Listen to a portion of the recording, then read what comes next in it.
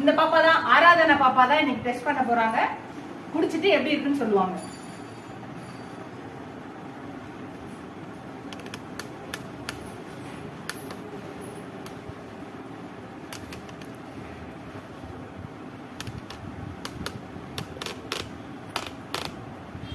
ஆராதனா எப்படி இருக்கு சொல்லு வீடியோக்கு.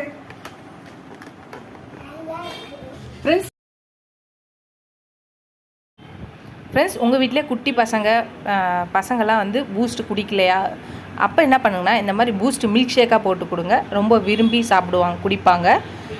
நீங்கள் பூஸ்ட்டு கொடுத்த மாதிரி இருக்கும், ஹெல்த்தியாக கொடுத்த மாதிரி இருக்கும்.